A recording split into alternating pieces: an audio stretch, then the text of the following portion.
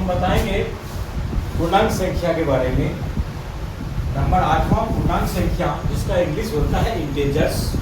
जब ये हम प्लूरल में बोलेंगे तो इंटेजर्स बोलेंगे, सिंगुलर में बोलेंगे तो इंटेजर एक संख्या मिलेगी। तो वैसी संख्या, इसका परिभाषा है वैसी संख्या जो पूर्ण हो, यानी पूरा संख्या हो, ना तो इसको हम भाग दे पाए, ना ये फ्रैक्शन के रूप में हो, ना ही दशमलव के रूप में हो, तो उसी का अर्थ होता है पूर्ण। एक ही शब्द में हम यहाँ लिखे हैं वैसी संख्या जो पूर्ण हो, यानी पूरी संख्या हो, साथ ही धनात्मक, ऋणात्मक एवं शून्य का समूह हो, उसे पूर्णांक संख्या कहते हैं। अर्थात पूर्णांक संख्या के परिवार में धनात्मक ऋणात्मक तो आएगा ही, साथ में जीरो भी आएगा।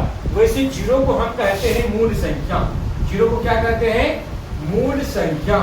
इंग्लिश में इसको कहेंगे ओरिजिन नंबर। जब कोई पूछे ओरिजिन नंबर क्या होता है, तो बताना है जीरो। क्या बताना है? जीरो। तो जीरो ही ओरिजिन नंबर होता है, यहीं से संख्या की उत्पत्ति होती है, यही कारण है।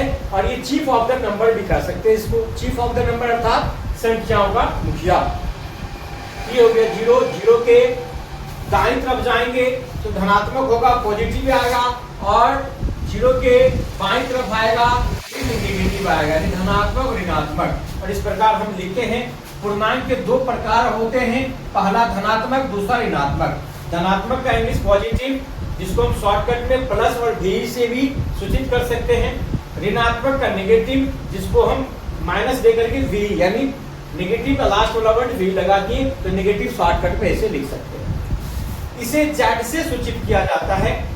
इसे जेड से सूचित किया जाता है, जिसका अर्थ होता है जहलीन। जहलीन एक जर्मन वर्ड है। जहलीन एक जर्मन वर्ड है, जर्मनी से लिया गया है। और जहलीन का मतलब होता है गिनना। इंग्लिश में इसी को इंटेजर्स कहते हैं। अब इसका हम इंग्लिश में डिफिनेशन करें, the number which is complete number with the group of positive number, negative number and zero is called integer। वैसी पूर्ण संख्या जिसमें धनात्मक, ऋणात्मक और जीरो तीनों ही शामिल हो, उसे पूर्णांक संख्या कहते हैं, इंटीजर्स कहते हैं।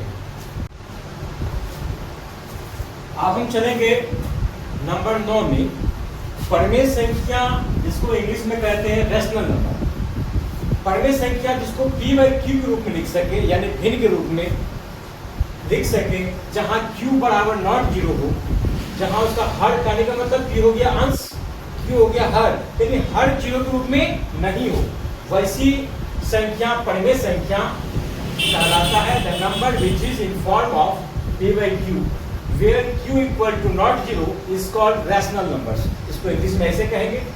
जैसे कि आप इसे एग्जांपल लेंगे तो जीरो भी एक परमेय संख्या है, क्योंकि जीरो को हम जीरो बाय वन लिख सकते हैं। तो हर तो वन है, लेकिन अंश यानी न्यूमरेटर इसका जीरो, न्यूमरेटर इसका जीरो है, डिनोमिनेटर इसका वन है, इसको वन के रूप में लिख सकते हैं, जीरो बाय वन। तो इस तरह से q पर नॉट जीरो यहाँ पे हुआ, यानी हर जीरो नहीं हुआ। इसमें से one, one by two, three by four, two, five, seven, जितनी प्राकृतिक संख्या है वो तमाम जो है परमेय संख्या कहलाएगी। इसे q से सूचित किया जाता है, जहाँ q इक्वल टू क्वोशिएंट, हम लोग जानते हैं, बचपन से जानते आ रहे हैं। क्वोशिएंट का मतलब होता है भागफल। ये क्वोशिएंट वर्ड जो है ये लिया गया है इटालियन वर्ड से। Quotient is derived from an Italian word, जिसका मतलब जो वर्ड है आपका क्वोशिएंट, क्वोशिएंट से बना है क्वोशिएंट, और क्वोशिएंट को ही हिंदी में कहते हैं भागफल। यही कारण है कि परमेय संख्या को q से सूचित किया जाता है। अब हम चलेंगे नंबर 10, अपरिमेय संख्या, इरेशनल नंबर। वैसी संख्या जो p बाई q के रूप में नहीं लिखा जा सके, उसे अपरिमेय संख्या कहते हैं। अर्थात अपरिमेय संख्या परमेय संख्या का उल्टा हो गया।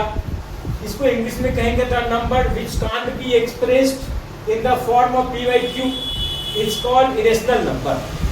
जैसे कि सबसे पहले जो प्रचलित इरेशनल नंबर है वो पाई से शुरू होता है। पाई लेके √2, √3, √5 और इस तरह से √11 वगैरह, ये सब जितना हो गया अपरिमेय संख्या में आएगा। इसे r माइनस q से या r बाई q से सूचित किया जाता है। ऐसा इसलिए कि r का मतलब वो रियल नंबर, वास्तविक संख्या। वास्तविक में से यदि हम परिमेय निकाल दें तो बच जाएगा परिमेय, क्योंकि वास्तविक संख्या परिमेय और अपरिमेय दोनों का संग्रह होता है। तो इसलिए इसका सिंबल बना R माइनस क्यू। ठीक है।